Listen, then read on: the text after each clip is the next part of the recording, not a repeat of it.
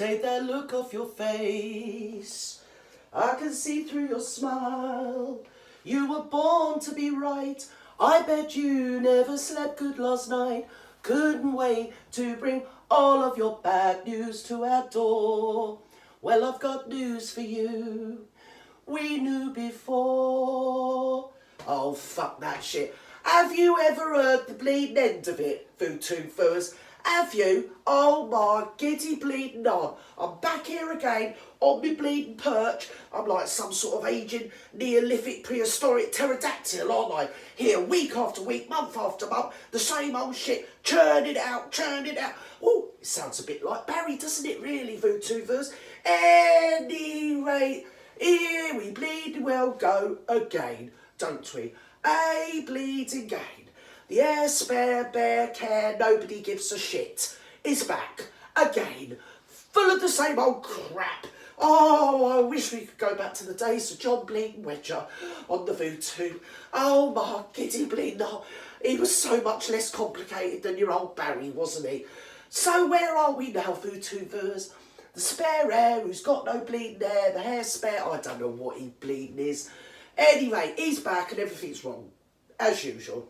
Everything is blooming wrong. Somebody said something, somebody else didn't say something. He didn't do nothing. No, he's as innocent as a newborn baby is.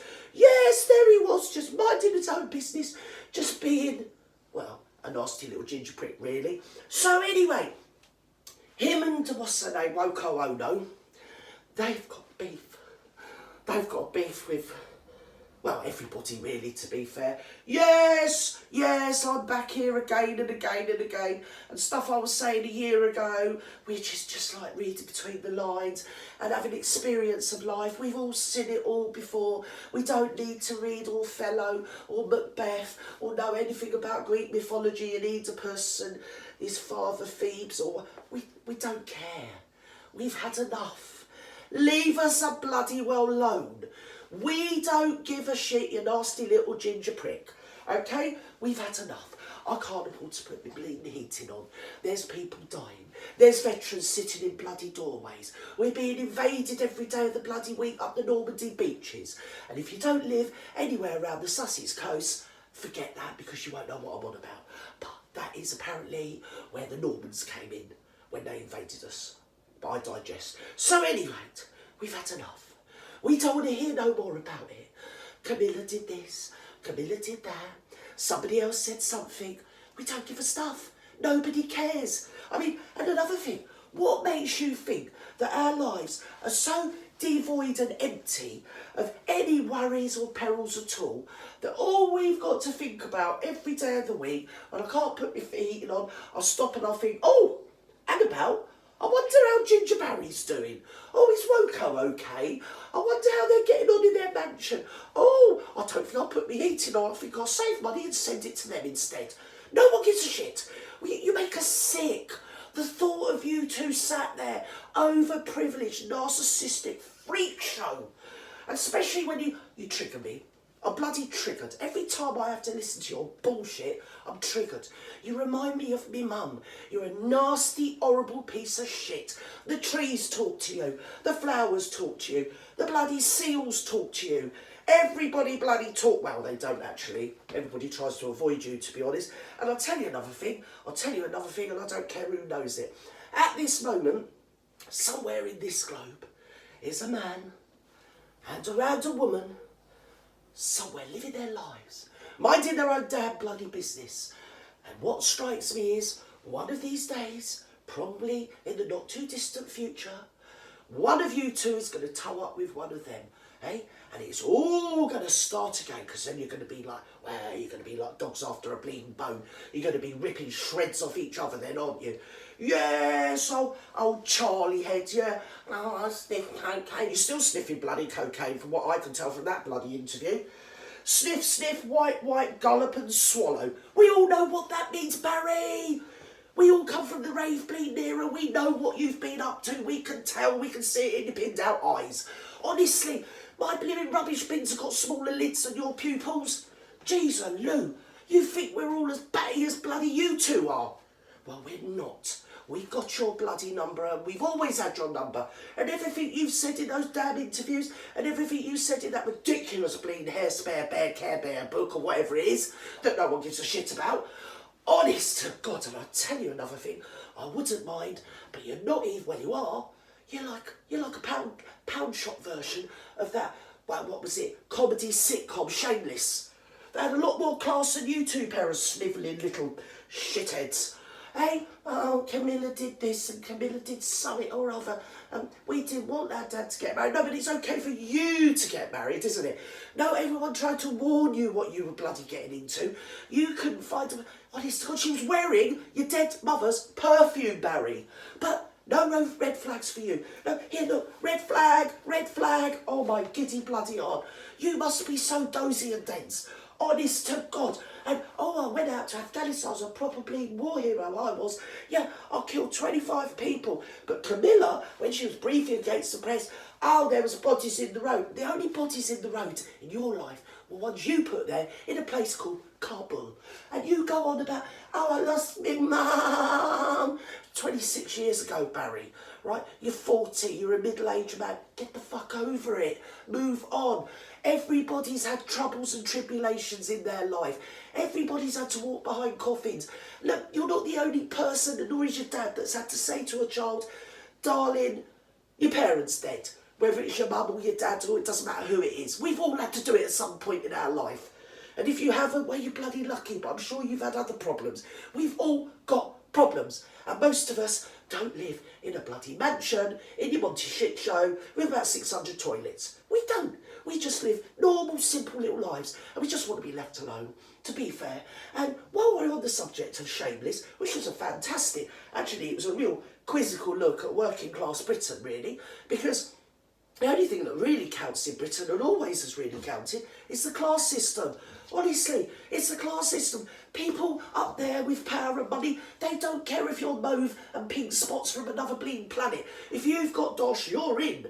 Okay? And everybody who hasn't got dosh is out, regardless of their skin colour. The thing that people didn't like about Pushy Draws is the fact that she was a pain in the bloody arse. She talks a load of old shit. And since when did you... Oh, dear God. You're giving me a heart attack. My blood pressure's gone through the roof, Barry. I can't take any more. Right? You went to Eton and you've come out and you talk like this all the time in sort of sound bites, like you're talking to a toddler or somebody really simple, like bleeding Woko. Stop talking like that! It's bloody infantilising, it's vacuous, it's inane, it's asinine, it's all those words. We don't want to hear your snivelling little voice. We're sick of you, okay? We're sick of listening to your oh so sad life. Oh my days.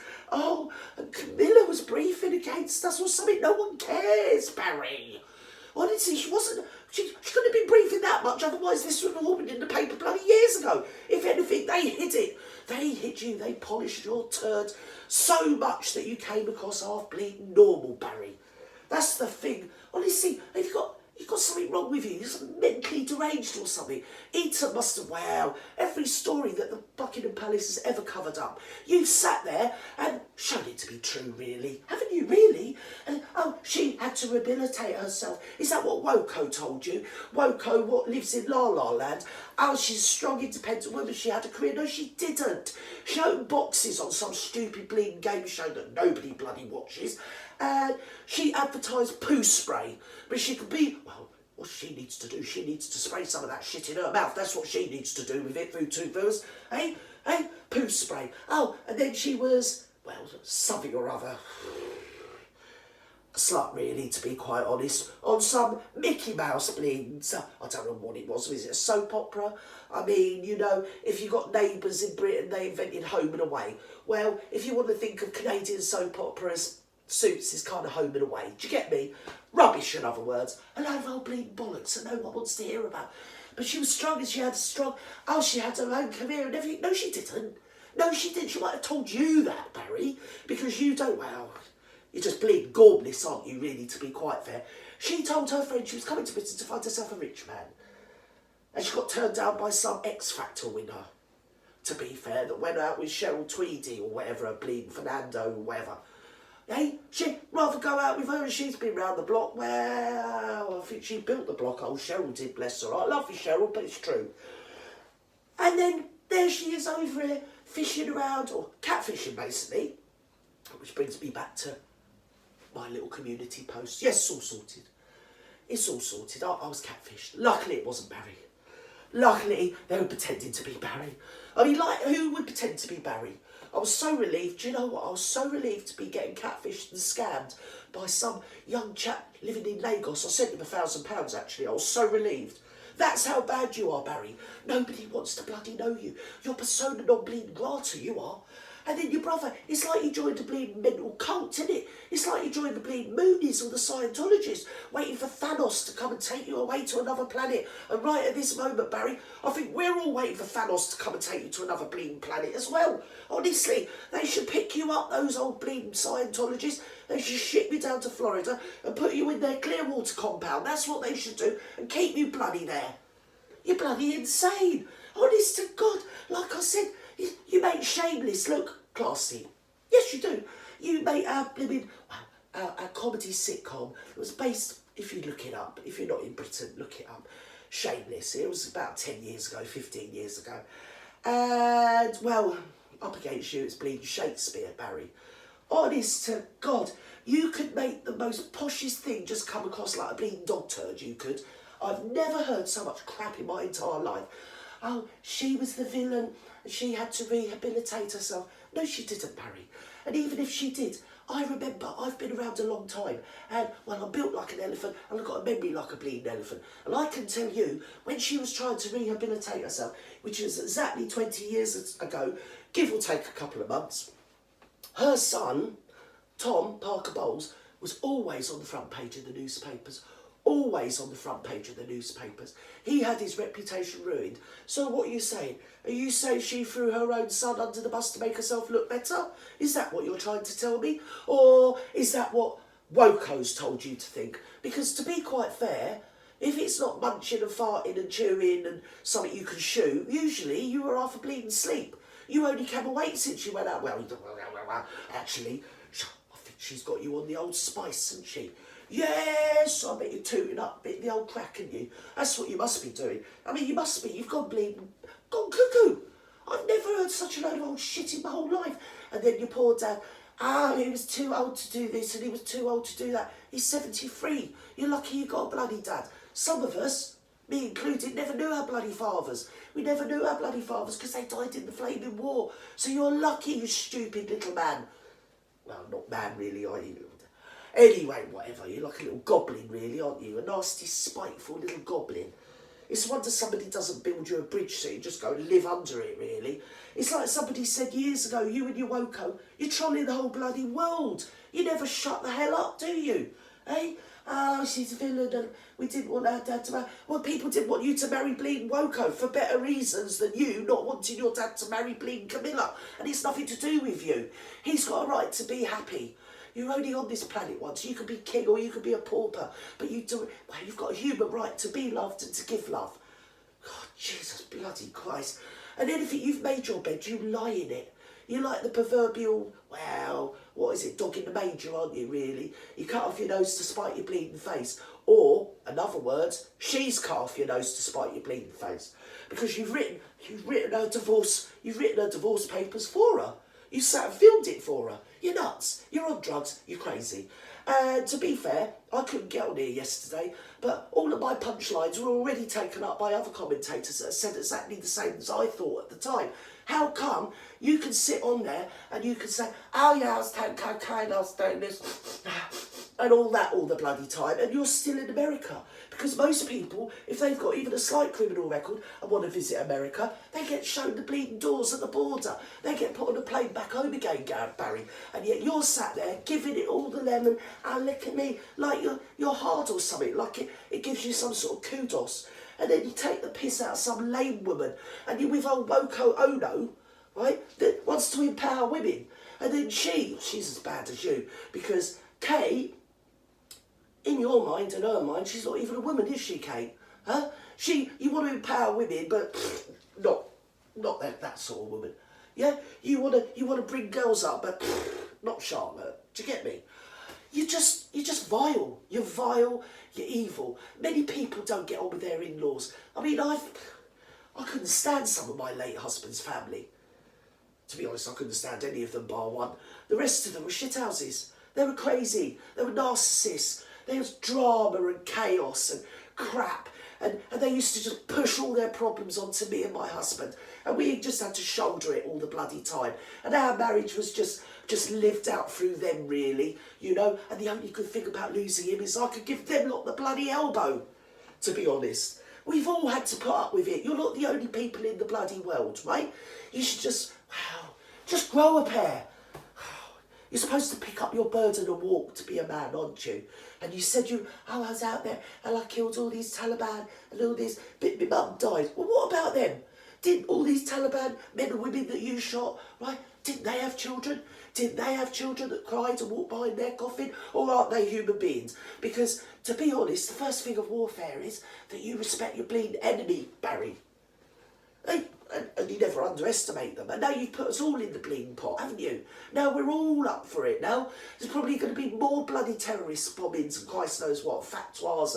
And people, I mean, even since you've been flapping your bleeding gums, your poor dad's had a couple of eggs lobbed at him. And that's never happened before. Never happened to the Queen. I can't remember anybody throwing eggs at King George, or the George before that, or Edward, or Queen Victoria. Yes, a few people, fundamentalists and religious nutters and political agitators, tried to do this, that and the other to them, but they were protected. They had bodyguards and everything. But just random people, the random people in the street didn't throw eggs at the reigning monarch until you came along. And the poor old bugger, he's been, 73 years before he could take up his birthright. There's one reason he was born, really, and he was born to be heir to the throne of Britain. And all you've done is ruin it since he's got it. This is his honeymoon period. This is when he's getting out, glad-handing, and letting people get to know him as the king. And just have a nice time and relax into his role, really. And no, you've got to ruin it. You don't like your brother, this, that and the other. You're cruel. The things you said about your brother. And it's okay for you to do it. And I'll tell you another thing while I'm here, and I'll tell you another thing, and I don't care who knows it, right? Did her brother, Thomas Markle Jr., did he or did he not write you a letter warning you that she would F your life up completely, entirely and totally? Now, did he or did he not? Because has she or has she not? Because from where I'm sitting, it's pretty well left up. And you can chuff on as much laughing gas as you want. You're still a bleeding little ginger prick at the end of the day. And it doesn't matter how much you try and convince us that old Woko was in the delivery ward and all this, that and the other. The only thing that was being delivered to that ward was a Nando's. Because there ain't a woman alive that when she's in labour eats a bloody Nando's or burgers or whatever else you've come up with in your Mickey Mouse story. It's full of shit. You're full of shit. No one cares. We've all got bigger problems. If you want to wash your bleeding thing in public, go home and do it. You don't do that to your brother. Oh, he's bolder than me and he doesn't look so much like mummy. Stop calling her mummy, for Christ's sake. You're a man. What 40-year-old man calls their mother mummy? It's pathetic. You sound like a drip. There you go, I've put it out there. You sound like a drip. You sound like a melt. That's what you sound like. And here's a final thing for you. My brother, he pushed me over. He pushed me over and I fell on the floor and I broke the dog's bowl. And I thought to myself, well, what's the dog's bowl doing on the floor? Can't she eat her dinner off the table like everybody else? Eh, Barry? Bloody dog's bowl. I've heard it all. I'm exhausted from all the reporting of it all. You make us all feel sick, okay? Just looking at you makes me feel sick. You're gormless, you're a twonk. You're led by your whatever nether regions that none of us want to hear about. We don't want to hear about your icky relationship with what's that stupid name, Woko, oh no. You're not bleeding John Lennon. I know John Lennon, he lost his mum, he didn't go bleating on about it, and apart from that, he did produce quite a few good songs, didn't he? Let's have it right. But you and her, you're not love's young dream. You're a couple of middle-aged pricks, that's what you are. Narcissists, that seals and birds and trees all sing to you and talk to you, and Really, you're bleeding la-la, aren't you? Oh, she's a strong, independent woman that's father paid for everything and then she married into money. Yeah, but she's a strong, independent woman that's now fleecing and leeching off you, no doubt. That's the way it goes, isn't it? And you were warned, everybody bloody warned you. You can't tell people you weren't warned. And she thinks she's going to be president of America. Poor old America, that's all I can say. Just piss off and leave us all alone now, will you please? Just leave us all alone. And don't come to the constipation coronation or whatever it's called. Don't bloody come, because we're all going to boo the living shit out of you, just like we did last time with the, what was it, the Diamond Jubilee or Platinum Jubilee last year, which you